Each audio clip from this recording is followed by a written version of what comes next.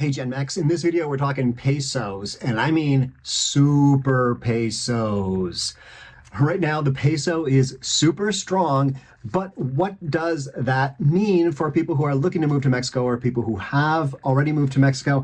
I'm going to try to address that in this video. I've got a big spreadsheet on my screen here. I'll be popping numbers up at you, but what I'm trying to do is show at what point, well, someone actually asked me, one of my commenters asked me that if the peso and the dollar were equal, would I still want to live in Mexico? So right now it's like 16.8 pesos to a dollar. If it went to 1-to-1, would I still want to live here? And the answer is probably no, because that would make Mexico 10 times as expensive as the United States approximately. Through what I'm going to show you today, I'm going to show you kind of that break-even point for different things. So as the peso goes down, and some people are predicting that it's just going to continue on this downward trend or upward trend if you're talking about the peso, but downward trend as it relates to how much we can spend. But let's dig into the numbers and I'll show you what I'm talking about instead of trying to explain what I'm about to talk about.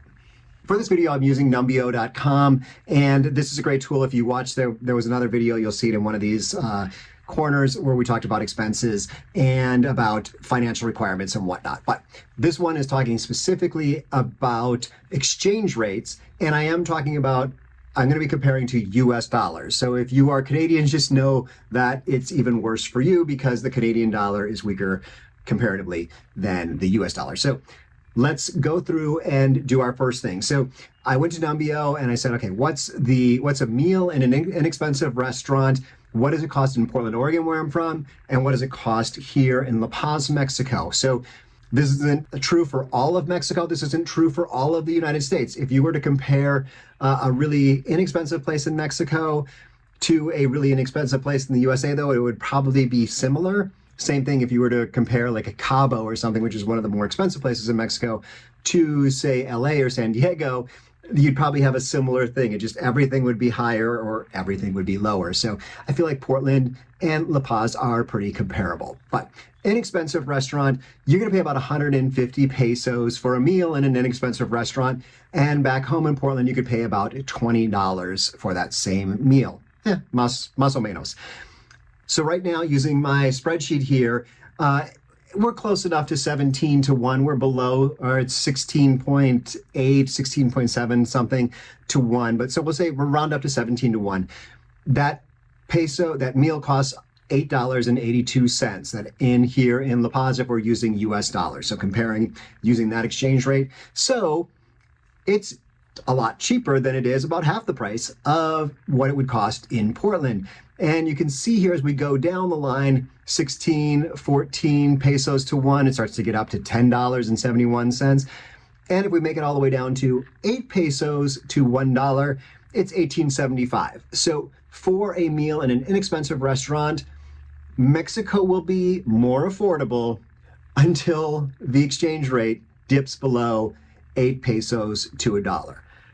I don't think that's very likely, but just giving you an idea of how bad, at what exchange rate it starts to become more expensive in Mexico. So let's go down the line. Meal for 2 people in a mid-range restaurant, 700 pesos. Here, that might be a little more than that. Yeah, actually, it would be more than that. I think that Numbeo is a little bit, a little bit off on the numbers here, but generally, $75 for a meal for 2 people in a mid-range restaurant in the United States? Nah, maybe, actually, probably a little bit low on that one too, and that is in Portland. So let's compare those numbers. Right now, that meal would cost about 41 US dollars in Mexico.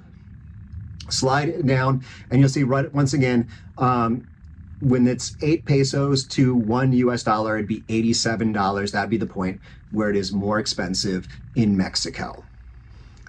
Going down now, fresh loaf of white bread, 50 pesos versus $3.26. Now here, right now, it's almost $3, 3 US dollars for that loaf of bread here in La Paz. So at 14 pesos to a dollar, that would be the point where bread would be more expensive in Mexico than it is in the United States. How about chicken fillets? So you can get these at the grocery store. 62 pesos here, $5.55 up in Portland. So the break-even point here, 10 pesos to $1. So once we hit 10 pesos, Mexico starts to get more expensive. Gasoline is pretty pricey here. So let's see, the pesos, it's about 87 pesos per gallon versus 370 back in the US in Portland. So here, let's see here, we'd have to go for it to be cheaper in La Paz. We'd be looking at 25 to 1. So the highest the peso has ever gone, and that was right in the middle of the pandemic, was 25 pesos to $1. So gas is pretty damn cheap in the United States. You may not feel like it, and if you feel like it's too expensive in the United States, then you definitely don't want to move to Mexico. Even though it's subsidized by the government, it is still pricey to buy gas down here. So it's going to be more expensive for gas. Probably, I don't know when in the future we might be looking at a 25 to 1 exchange rate, but nothing in the next few years. Going down the line, a mobile phone plan. Mobile phone plans are really inexpensive, and I think it's with 1 gigabyte plan. So 425 pesos versus $51. I know that my mobile phone plan up in the US, way more than $51. So same thing, right now it's about $25 here. And I think, this might be because it's a gigabyte of data. You can get phone plans much less than that right now. But once we get down to that 8 to 1, once again, we're in that same range here where it starts to be more expensive to have a phone in Mexico. Fitness club for an adult, we're looking at $60 in the US, 600 pesos here. So right around 10 pesos to $1 is where that break-even point becomes more expensive in Mexico. A pair of Levi's jeans. Now this is something, clothing tends to be expensive here. Clothing, electronics, furniture, probably more so here in La Paz than on the mainland because everything has to be shipped in. We almost act like an island here. But right now, 17 to 1 is the break-even point. If the peso were to dip any or gain any more strength, go to 16 to 1 or 14 to 1, clothing would become even more expensive. Already, a pair of Levi's jeans are more expensive to buy in La Paz than it is in the United States, in Portland, Oregon. And the other thing to mention here is when we got here, when we bought our house, it was about 20 to 1. So we had missed that peak of the pandemic, but we got here in 2021, in December of 2021. So you can see here that when we got here, it was cheaper to buy a pair of jeans in Mexico than it was in Portland. Now it's about a break-even point, and if the peso continues the trend, it's just going to get more expensive. So how about an apartment? I'm not sure if how great these numbers are. They seem like they're not too bad. So right now, the apartment in the center of the Paz, about $700 a month. That's probably pretty reasonable. And for it to match Portland, Oregon, it would have to go below 8 to 1, maybe to 6 to 1 or something like that. So housing will probably still, no matter what the exchange rate does, housing will still be less expensive here in Mexico than in the United States. Preschool, this is an interesting one. I don't know anyone who's got their kids in preschool to be able to judge if these numbers are correct, but here, preschool for, I think this is a month, is $252. Let's see here, what does it say here? Month for one child, full day, $252 right now in Mexico, and about $1,400 up in Portland.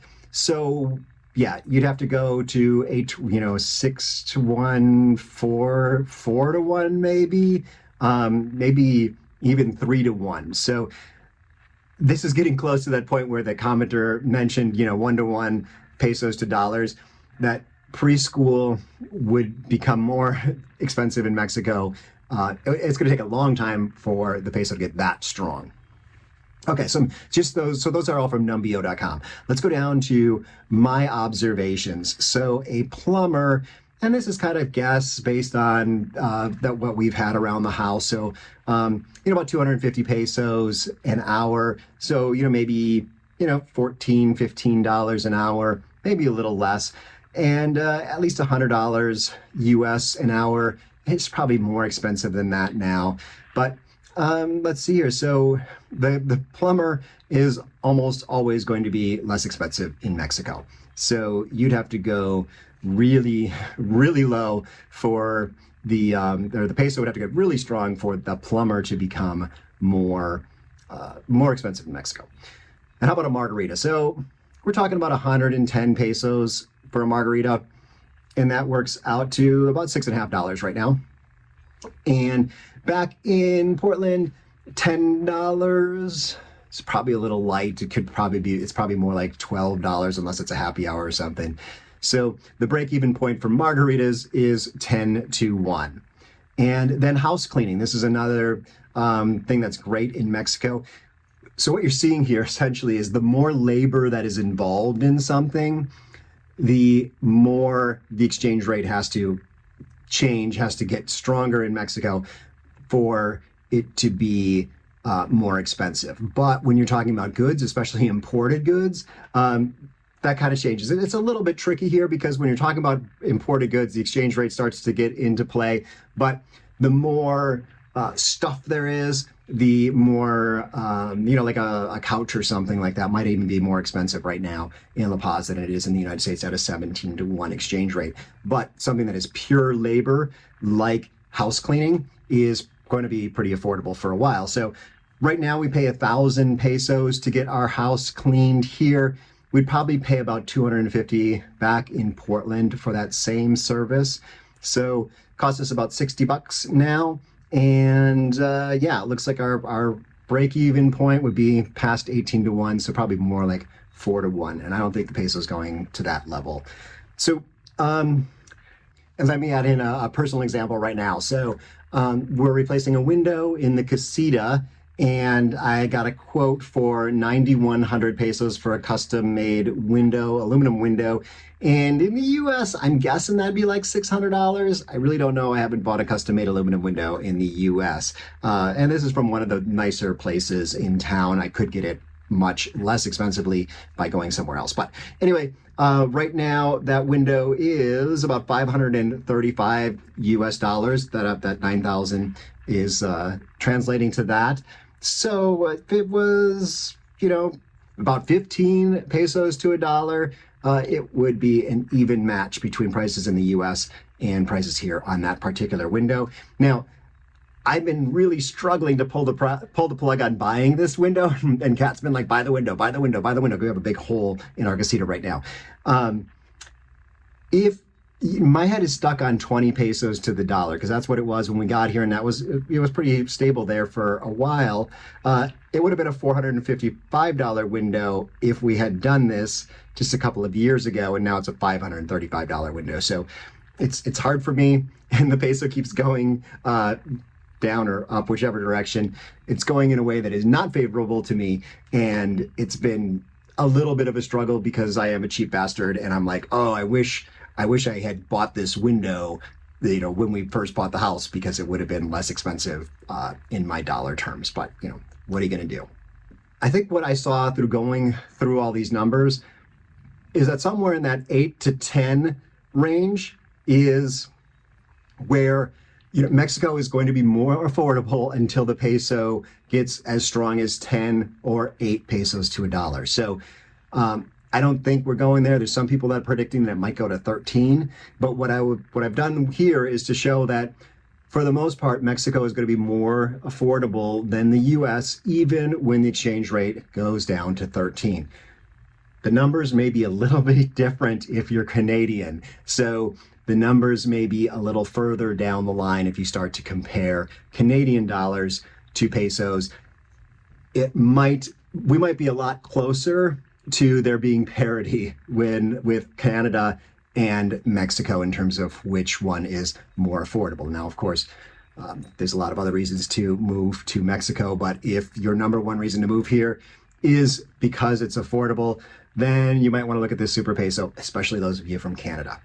How does this impact Mexicans? Because we should not talk just about how this impacts us and cry about the super peso, but For Mexicans, they're suffering from inflation because inflation is definitely an issue here.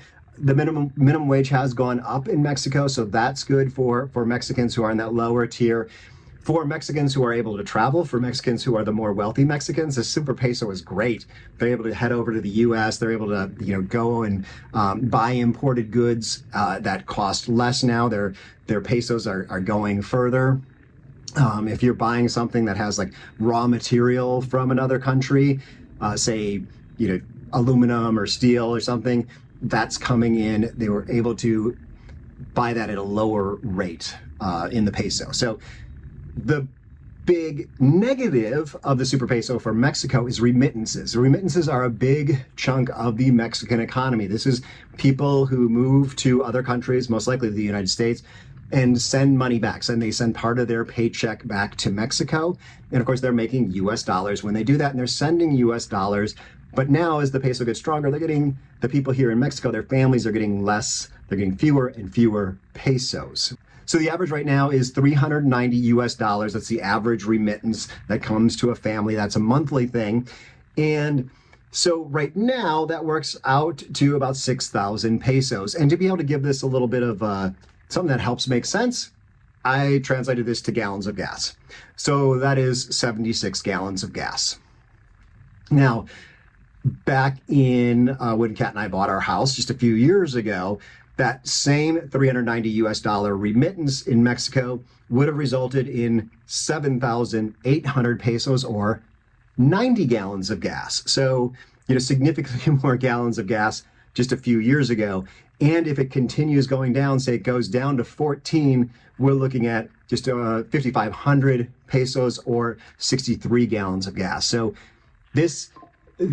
remittances are a bigger impact on the Mexican economy than foreigners are. So all of us coming here and buying houses and spending our money on vacation and whatnot, foreign tourism is a smaller portion of the economy than remittances. And actually, this is something I learned about from my friend Ernie over on Retired Life in Mexico, No Bull. So if you don't watch Ernie, he's a great source of information, and he was really digging through this. His wife is Mexican, he's Mexican-American. He was really digging through a lot of these numbers, which inspired me to do this video to help people to make sense of this a little more. Also, you can see that Ernie does sell t-shirts. I'd love to know down in the comments if you would buy a t-shirt if I was selling them. Of course, they'd have the logo, which now has a cowboy hat on the corner, but let me know down in the comments about your thoughts on that. So I hope this has been a really helpful video. It's a lot of numbers, and the key message, if you're still sticking around, is as someone from the United States, you're still going to have an economic advantage moving to Mexico. You will save money moving to Mexico as long as the peso doesn't drop or doesn't gain up to above 10 to 1-ish pesos to a dollar. That is what you needed to know today. I hope you enjoyed this video. I've got lots more coming. You can see there's no puppies in the background. I still have the crate here because new puppy will be coming soon. But yeah, let me know what else you'd like to know. Leave those down in the comments. And there's some great videos up here too. Hasta luego.